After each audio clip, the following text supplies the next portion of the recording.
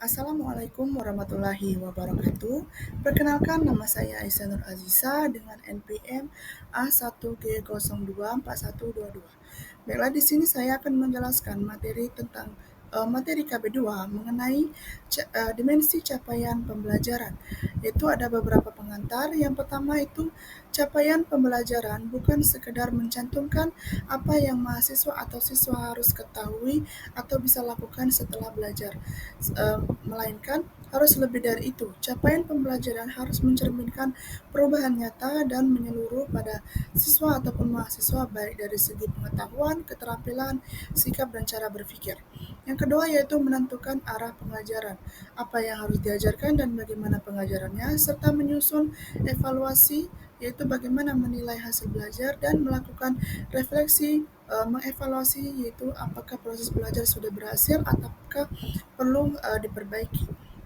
Lalu yang ketiga yaitu capaian pembelajaran menjadi panduan utama dalam proses pembelajaran yang mencakup apa yang harus dikuasai mahasiswa dari segi pengetahuan, sikap, dan keterampilan atau yang disebut dengan kognitif, afektif, dan psikomotorik. Nah, ada kompetisi dalam tujuan pembelajaran. Kompetisi dalam tujuan pembelajaran adalah kemampuan yang ingin dicapai mahasiswa mencakup apa yang mereka tahu, apa yang mereka pikirkan, rasakan, dan bisa mereka lakukan setelah belajar. Yaitu yang pertama adalah kognitif. Aspek ini yaitu aspek tentang berpikir dan pengetahuan, yaitu berhubungan dengan pemahaman dan penerapan ilmu. Contohnya, menerapkan teori belajar dalam merancang strategi pembelajaran. Lalu yang kedua afektif, yaitu afektif adalah sikap, nilai, dan juga empati yang berhubungan dengan cara kita bersikap dan menghargai orang lain. Contohnya menumbuhkan kepedulian terhadap siswa berkebutuhan khusus. Lalu ada psikomotorik, yaitu keterampilan fisik dan praktik mengajar, yaitu berhubungan dengan kemampuan melakukan sesuatu secara nyata, seperti micro-teaching dan juga penggunaan media pembelajaran yang kreatif. Lalu ada dimensi kognitif, yaitu adalah berhubungan dengan pikiran dan pengetahuan, yaitu bagaimana kita memahami teori, menganalisis dan mengevaluasi eh, penggunaan ilmu dalam kehidupan nyata, dan contohnya itu seperti bisa membuat strategi pembelajaran IPS yang sesuai dengan budaya lokal. Lalu ada yang namanya dimensi afektif, yaitu berhubungan dengan sikap dan perasaan, yaitu bagaimana kita bersikap profesional, peduli dan bertanggung jawab, dan menghargai perbedaan. Contohnya seperti bersikap terbuka terhadap perbedaan budaya siswa. Lalu dimensi psikomotorik, yaitu berhubungan dengan keterampilan praktik, yaitu bagaimana cara kita mengajar, alat dan juga teknologi yang kita gunakan, serta pengaturan kelas. Seperti contohnya yaitu bisa membuat RPP dan juga menyampaikan materi dengan alat bantu yang kreatif dan bervariasi. Lalu ada pembelajaran inklusif membutuhkan, yaitu ada 3 poin, yaitu pengetahuan tentang teori inklusif, yaitu bagaimana kita memahami prinsip bahwa semua siswa berhak belajar bersama.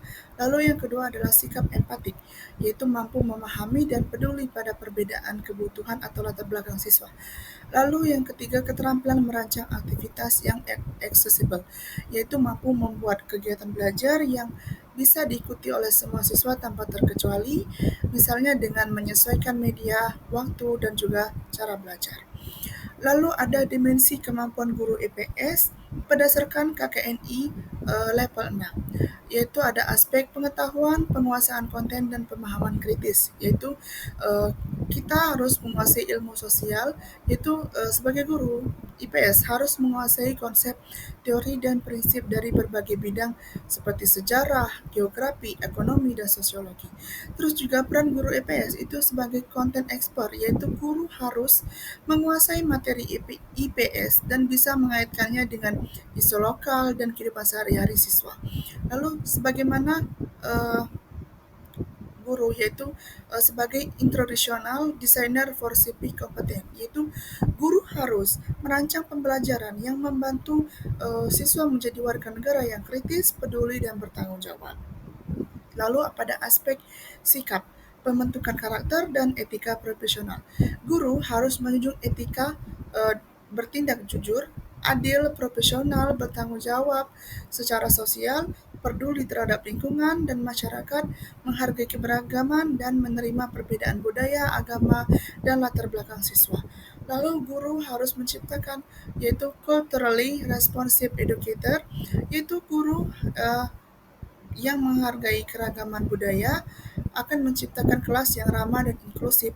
Lalu guru harus menciptakan reflective practitioner and informed advocates, yaitu guru yang mau mengevaluasi cara mengajarnya akan terus belajar dan akan menjadi perubahan atau agen perubahan di sekolah dan masyarakat.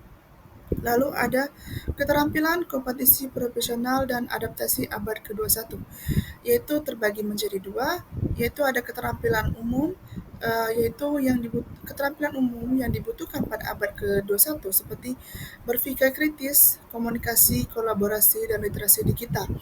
Dan keterampilan khusus dan ada keterampilan khusus yaitu keterampilan yang berkaitan langsung dengan tugas guru IPS, yaitu sebagai menyusun perangkat pembelajaran dan menganalisis isu-isu sosial, serta peran guru IPS yaitu sebagai fasilitator of authentic and inclusive learning, yaitu guru menciptakan pembelajaran yang nyata, bermakna dan ramah bagi semua siswa, dan guru sebagai self-regulated learning facilitator, yaitu guru membantu siswa agar bisa belajar mandiri dan mengatur proses belajarnya sendiri.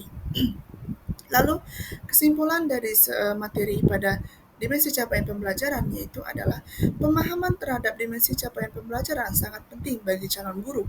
Ketiga domain seperti kognitif, afektif, dan psikomotorik yaitu harus berintegrasi secara seimbang untuk membentuk guru yang tidak hanya cakap secara akademis, tetapi juga memiliki sikap profesional dan keterampilan praktis yang memadai. Dalam konteks pendidikan IPS, penguasaan konten, perencanaan pembelajaran, dan kemampuan fasilitas yang inklusif dan reflektif menjadi kunci kesiapan menghadapi tantangan pendidikan abad ke-21. Nah, mungkin itu saja materi mengenai KB2, yaitu tentang dimensi capaian pembelajaran yang bisa saya sampaikan. Saya akhiri. Wassalamualaikum warahmatullahi wabarakatuh.